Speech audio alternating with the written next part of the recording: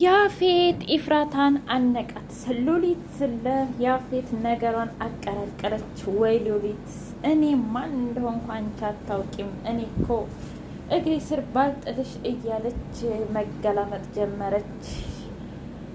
ጽዬ አስታወሰች። እውነት ለመናገር ጽዬ በማስታወሷ በጣም ነው ደስ ያለኝ። ኢፍራታ ሰው ያስፈልጋት ነበር። ኢፍራታ የልብ ሰው ያስፈልጋት ነበር። ናታን አንተ ወንድ አይደለህም፣ እስኪ ወንድ ከሆንክ መጋፈጥ አለብህ ብላ ልቡን ሰበረችው። አንቺ ወንድ ብለሽ የምትይውን ሰውን የሚገድል ነው፣ ሴትን የሚያሰቃይ ነው፣ ሴትን የሚደፍር ነው፣ ሴትን ለገንዘብ የሚሸጥ ነው? እስኪ ንገሪኝ። እጁን ሳይቀር ወገረው ግድግዳው ላይ። ቤዚቲ እባክህ ተረጋጋ። እስኪ ንገሪኝ፣ ዘንጥና ፏበልና አይኖቿን እያየህ እኔ መቼም ምንም ብትሆኚ ካንቺ አርቅም፣ አንቺን መቼም አለቅሽም ብለህ ንገራት። ያኔ አይኗ ውስጥ የተሰበረ ነገር ታያለህ። ያኔ ኢፍራታ የእውነት ፈልጋና ወዳ እንዳልሄድ ትረዳለህ። ምን ሆነህ ነው ናታን?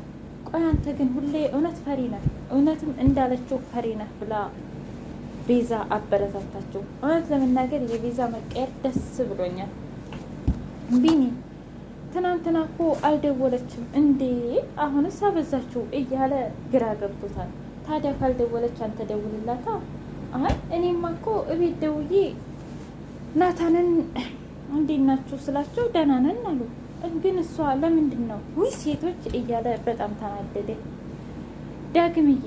ዳግም ትውስታውን እያስታወሰ የሆነ ነገርማ መኖር አለበት። ያፌት ደካማ ጎን ሊኖረው ይገባል፣ በዛ በደካማ ጎን ልናጠቃው ይገባል እያለ ከራሱ ጋር እየተጋፈጠ ይገኛል። ጓደኛው ሲመጣ ቆይ አንተ ግን በጣም ድብቅ ነህ፣ ያችን ትመስል እህት እያለህ እንዴት ይሄን ያህል አመት ትደብቀኛለህ አለው። እባክህ እኔም በቅርብ ነው ያወቅኩት። ለማንኛውም እህቴ ደህና ናት ሲለው ምን አለባት ብለህ ነው? በእርግጥ ያፌት የፈለገውን ነገር ያገኛል። ነገር ግን እሷን እንኳ ወዷትና ፈቅዶ ስለሆነ ያገባት አታስብ፣ ምንም አትሆንም። አሁን ለማንኛውም ጧት ወደ ስራ ሲሄድ ተነስ ሂድ ብሎ ከቤቱ አባሮኝ ነው የመጣሁት። እሱ እንደዚህ ነው እያለ በጣም ተናዶበታል። ሰላም ውድና የተከበራችሁ የቻናሌ ቤተሰቦች እንዴት ናችሁ? ሁሉ ሰላም፣ ሁሉ መልካም። እኔ እግዚአብሔር የተመሰገነ ይሁን ሰላም ነኝ። በዚህ ቻናል አዲስ የሆናችሁ ሰብስክራይብ በማድረግ ቤተሰብ ይሁን። ነበር ቤተሰቦች ደግሞ ስለምትከታተሉኝ ከልብ አመሰግናለሁ። ሐረግ ድራማ እንደቀጠለ ይገኛል። ወይ ጉድ! መገን እኮ ነው እውነት ለመናገር የሉሊት መቼ ነው የምትጋለጠው? እና ጽዬ ሆስፒታል ሂጂ ብሎ ቢኒ እናትዬ ሲያስቸግራት አይ እኔ አልሄድም እያሉ ሲሯሯጡ ድንገት ኢፍራታ መጣች። ከዛም በኋላ ቤት እንዴ ቆይ አንቺ አዲስ ሙሽራ አይደለሽ እንዴ? ሽርሽር አልሄዳችሁም እንዴ? ለምንድን ነው አሁን የመጣሽው ብላ ስትል አይ አሁንማ የመጣሁት ዕቃዬን ልወስድ ነው፣ ባለቤቴ ደግሞ ዛሬ ስራ ነው አለች። ከዛ ናታን ተናደደና ወይ ባለቤቴ አይደል? አዎ እንግዲህ ምን ታደርገዋለህ? ቆይ አንቺ ግን ቀላል አረግሽው አይደል ፍቅርን? በቃ ፍቅርን አንቺ ያደረግሽው ገብቶ ሻንጣ ጠቅልሎ ልብስን እንደመውሰድ ነው እንደ አንቺ ፍቅር አላት። ትሰማኛለህ? አሁን እቃዬን ለመውሰድ ነው የመጣሁት።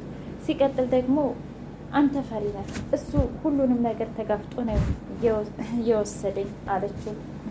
ቆይ አንቺ ግን ምንድን ነው ወንድነት የምትይው? ከዛ ሌላ ምን ላርግልሽ?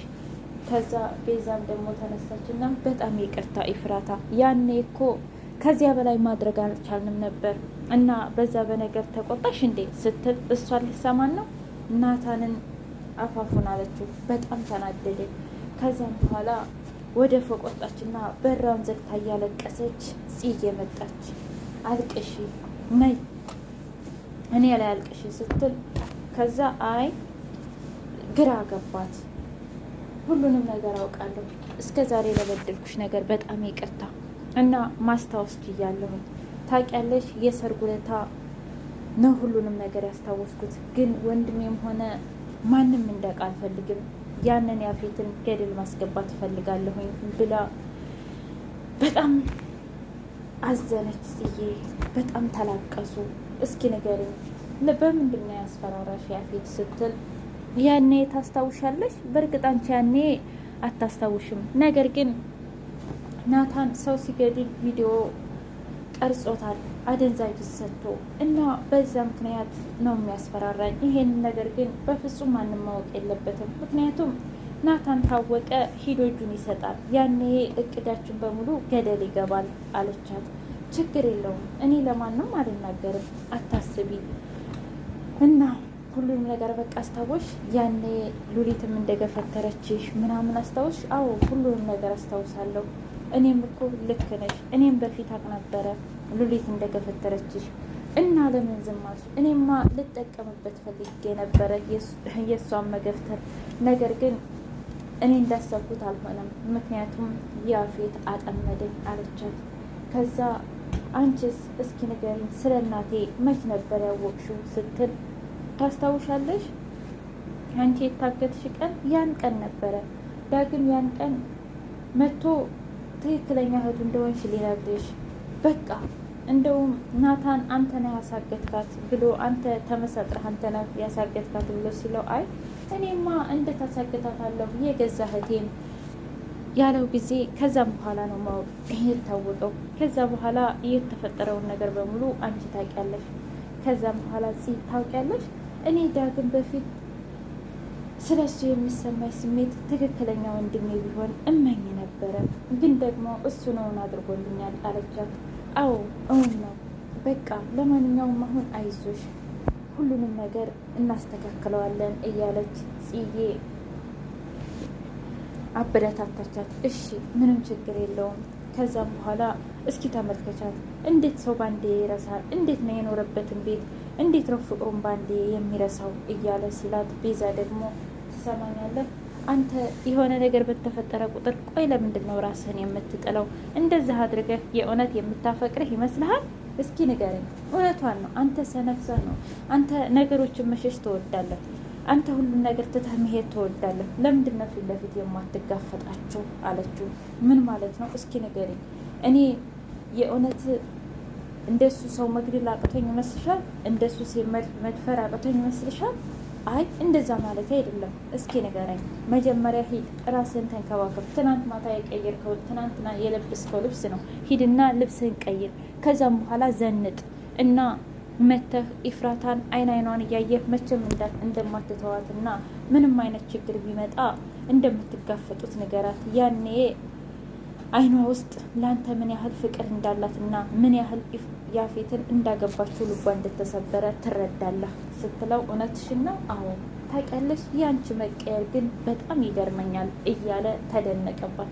አሁን በልሂድ ብላ ሄድና እሱም ሽቶውንም ልብሱንም ዘንጦ መጣ።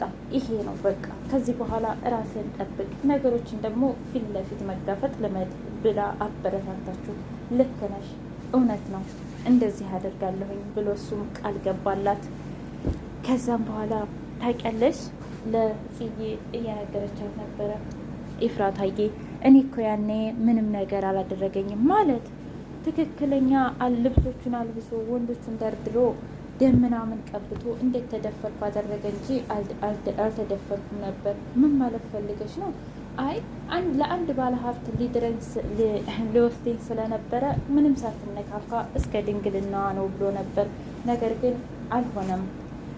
እሺ እና ታዲያ አንቺ እንዴት አወቅሽ? እኔማ ከወንድምሽ ጋር ያኔ የሰከረ ለታ አብሬ አድሬ ነበር እና ግን ናታን ምንም አያስታውስም። ወይኔ ታውቂያለሽ፣ እኔ እኮ በወንድሜ የምናደደው በዚህ ነው። በቃ ምንም ነገር ማስታወስ አይችልም፣ ምንም ነገር መገንዘብ አይችልም እያለች ተናገረች። ምንም ችግር የለውም፣ ዋናው ብቻ አሁን ሁሉም ነገር ይስተካከላል። ሲቀጥል ደግሞ አንቺ የግድ ናታንን መጠበቅ አለብሽ አለቻት። እሺ አንቺም ትድኛለሽ፣ አንቺም ከዛ ከእስር ቤት ትወጫለሽ፣ እኔም ደግሞ ያፌትን እመኘኝ ገደል ነው የምከተው እያለች ጽዬ ቃል ገባችላት። እሺ ብለው ተቃቅፈው ተበረታተው ስትወርድ ከዛ እሺ ጨረሽ አላት ናታን። አዎ ጨርሻለሁኝ በቃ ልሄድ ስትል እንዳጋጣሚ እጁን ስታይ ወይኔ የኔ ናታን ስትል እኔ ያንቺ ናታን አይደለሁም ከዚህ በኋላ አንቺም የኔ ናታን አይደለም፣ እኔም ያንቺ ናታን አይደለሁም፣ አንቺም የኔ ጨረቃ አይደለሽም። እዛው መስመርሽን ያዙ አላት። ልቧን ሰበራት። ምን ማለት ነው? ነገርኩሽ እኮ እንደዚህ ነው የሚቀጥለው ከዚህ በኋላ ሲላት፣ እንዴ ከዛ አልኮል አምጪልኝ ስትል፣ አይ የራሴን ቁስል ራሴ መጠገን